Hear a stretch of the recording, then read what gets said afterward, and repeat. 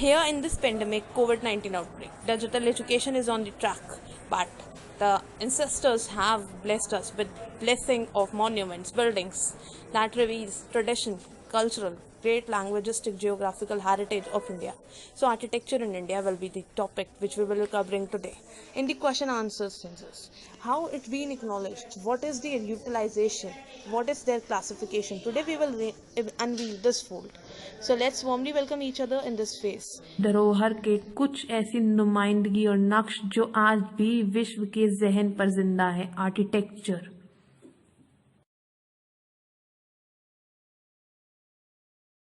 Scholars, this is whole board presentation for third question, and this is the flow chart. As you all know that we used to prepare it as the activity of the history every year. And this is now the continuous legacy of us which we left yesterday, or you can say last year. Now I'm continuing with it, and this is whole board presentation for flow chart. Let's have a zoom look, and I have given the flow chart. Draw the flow chart for the historical movement और monument. बेटा movement इसलिए कह रही हूँ क्योंकि ये association भक्ति movement के साथ भी है, और भक्ति मूवमेंट भी है, इसमें इस्लामिक मूवमेंट भी है, तो उसके मॉन्यूमेंट्स अलग अलग रिप्रेजेंटेशन में है, और मॉन्यूमेंट्स की क्लासिफिकेशन होती है, हिस्टोरिकल मॉन्यूमेंट्स क्लासिफिकेशन. एंड ये क्लासिफाइड होते हैं, यहाँ चेक करिए, हिस्टोरिकल मॉन्यूमेंट्स. अब मैम इसके आगे आपकी रिमेम्बरेंस के लिए लिख रही है, क्लासिफाइड. 2 ग्राउंड्स होते हैं बेटा. फर्स्ट वन इज रिलीजियस, जैसे मैम ने कहा भक्ति मूवमेंट वगैरह होती है, तो वो भी इसी में एसोसिएटेड है. और किंगडम की एडमिनिस्ट्रेशन के लिए, किंगडम में एडमिनिस्ट्रेशन के लिए मैम के कहने का मतलब है, अगर किंग को अपना रूल अच्छे से चलाना है तो एडमिनिस्ट्रेशन करना होगा ना, उसके लिए या प्रोटेक्शन के लिए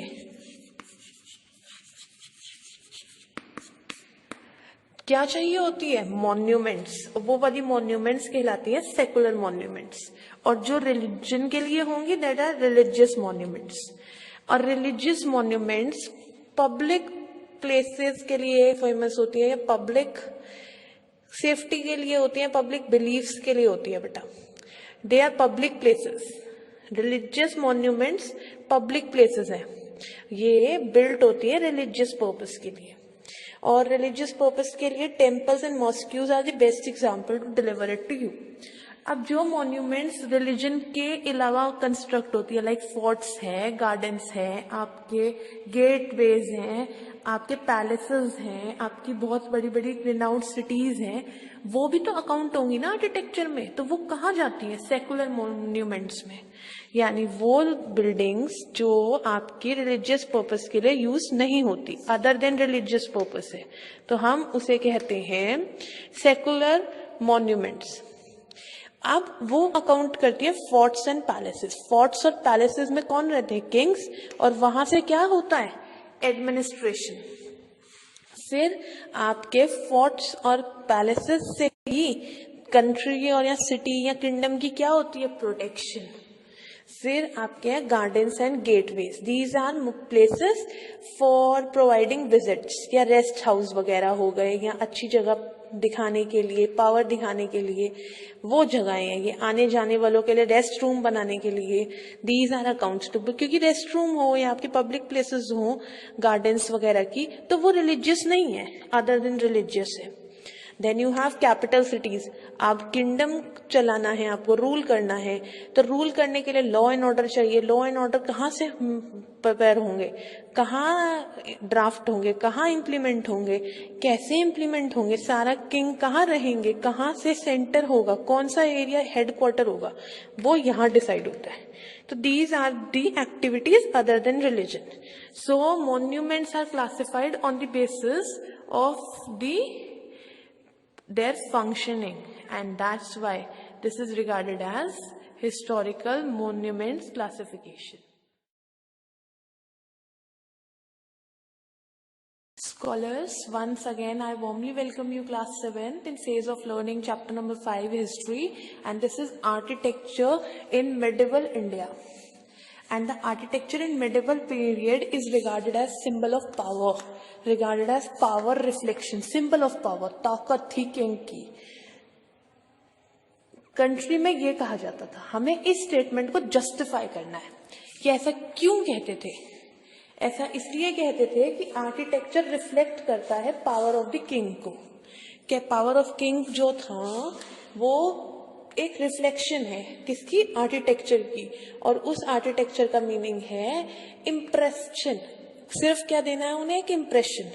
और इस इम्प्रेशन को देने का एक तरीका है और उसको यूटिलाइज कर कर लोगों को इन्फ्लुएंस किया जाता था, लोगों तक इंफॉर्मेशन ट्रांसफर की जाती थी. That's accounts to this architecture and impression, and that's why it is symbol of power.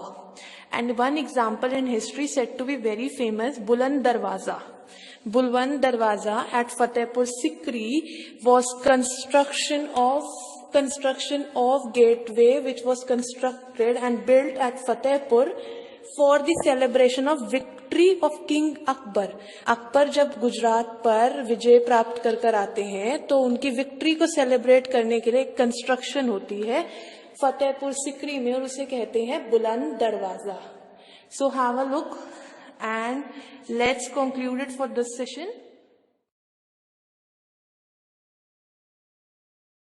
Scholars, again I warmly welcome you in new phase of learning, and hereby we are discussing the questions, and these questions will be continued, and this is the first question, and I am writing this first question belongs to the same chapter, class 7th history, and for architecture in the medieval India, and we will discuss now long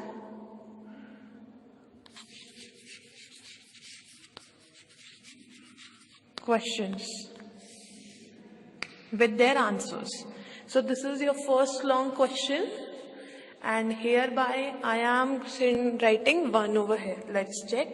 First long question, and this is one of the fusions of diversity, or you can say and Indian religious beliefs.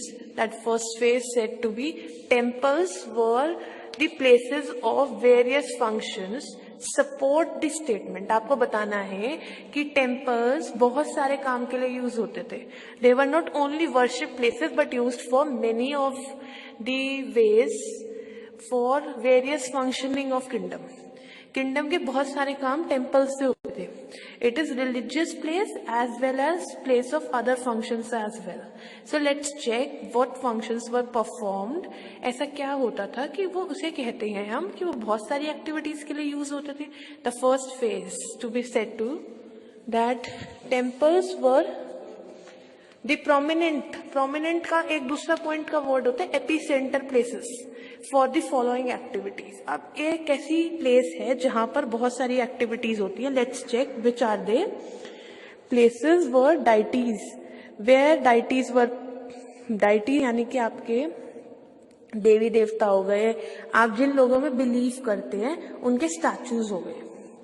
And kept, उनको रखते थे, उन statues की प्राण प्रतिष्ठा करते थे, पूजा करते थे, वर्शिप करते थे.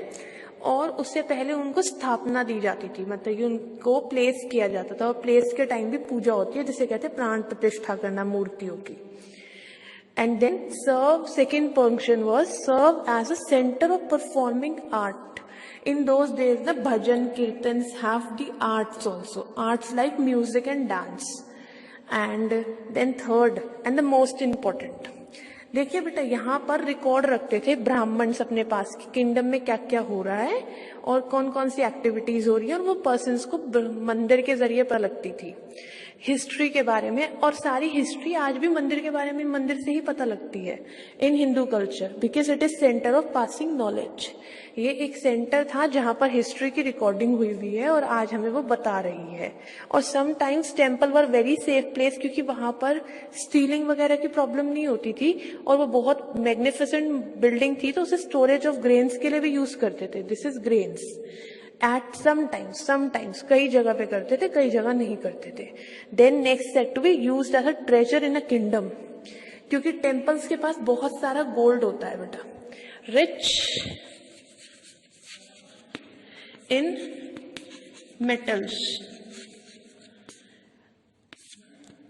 And second thing is resources.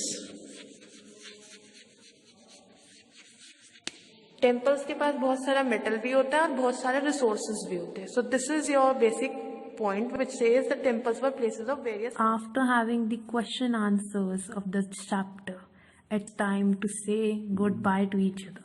It's time to, with a promise to see you again soon. Thank you for visiting.